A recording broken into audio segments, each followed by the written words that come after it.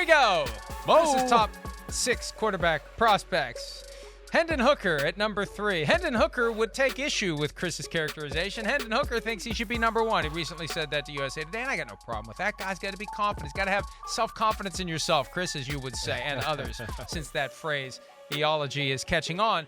But I can't help but wonder, alternate universe, he doesn't tear the ACL last year. How high is he if he's not coming off of that torn ACL? He's up there. He's without a doubt, I think, a top 5 pick. I really don't. Again, Mike, I think the teams that, you look at like, okay, it's Bryce Young's not our cup of tea, right? You take, those teams, man, gosh, I talked to a lot of teams. Stroud and Hooker were the 2 favorite quarterbacks on the board as far as the film. Again, I don't get into off the field psychological testing, all that. I got into it a little this year. I mean, this past weekend, because I, of course, was talking to people around the NFL and, CJ Stroud, where's he going to land, and all that became a thing. So, it got into it. But Hooker, I mean, when you want a guy that's a good decision maker and a pinpoint thrower from in the pocket, and then, of course, can make special throws and then has better mobility than he's given it credit for, yes, Mike, I think he'd be a top 5 quarterback. I still think there's a very good chance he's top 10, top 12, because, again, he's a guy that I think the NFL values. Big, good arm, good release, throws in under pressure, and a good athlete and a good leader, and all those things usually mean success.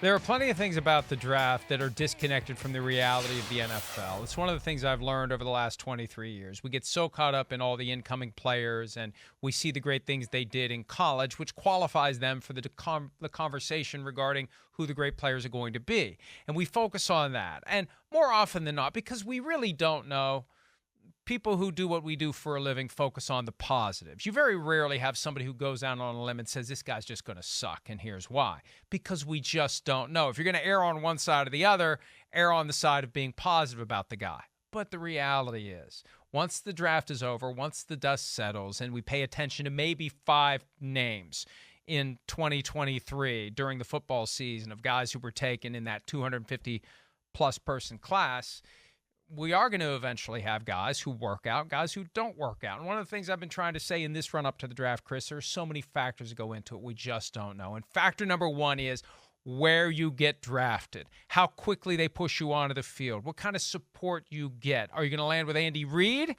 Or are you going to land with the exact opposite of Andy Reid?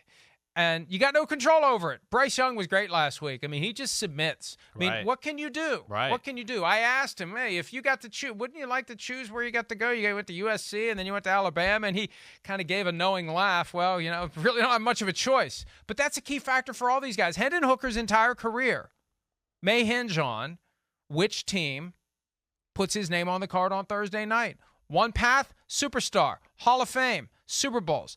Other path, washed out of the league in 3 years.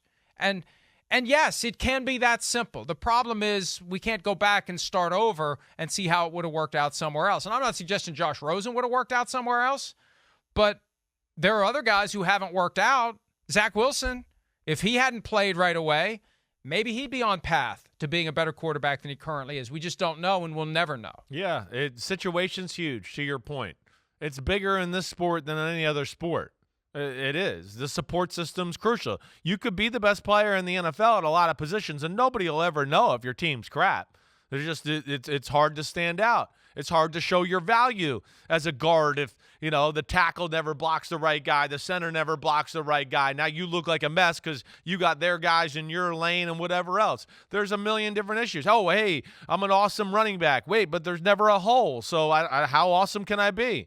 I mean, again, look, we just saw Saquon Barkley, a little hole this year, rockets up his butt everywhere. No holes 2 years ago. Wait, can he still run? What's going on? That's what's crazy about football, to your point. That's where it's brutal. It really is. And situation is definitely, it's dictated more in this sport than hey, baseball, you still get up to bat by yourself and show everybody what you got. Basketball, it's still one-on-one on the wing, and we know one guy can make a team that go from like the 20th best to, whoa, I think they might win the championship this year. It's just not that way in football, and that's where it's really tough, to your point. And I often think back, and I can't believe it's been 24 years.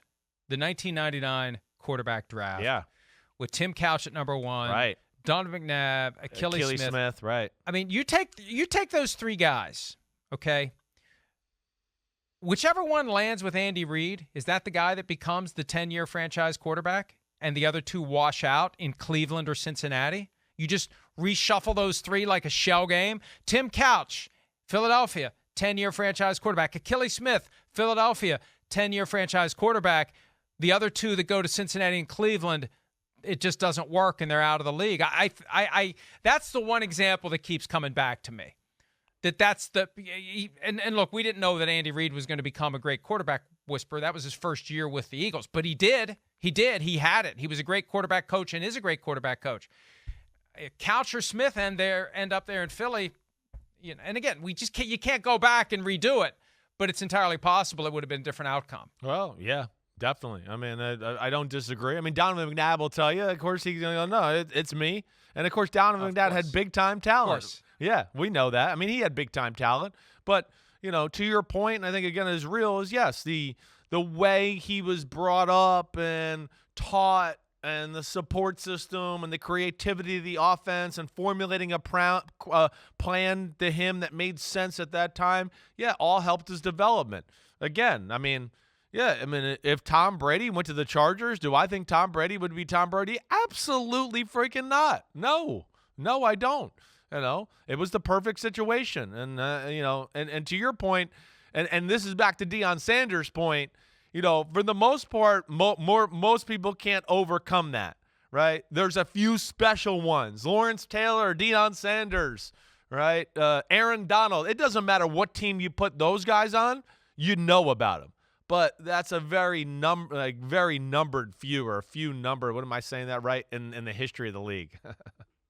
Why you hate Tom Brady? Why you got to hate on Tom Brady on a Monday morning? I wasn't hating by on the way, him. Barry Sanders, prime example of a guy, you don't block for him, he's still going to get his yards. Exactly. If you got no lineman, he's still going to get his yards. Right, but then you also go, damn, what would he have looked like if you put him behind the 92 Cowboys O-line? What would it have been? How many yards would he have ran for behind that O-line?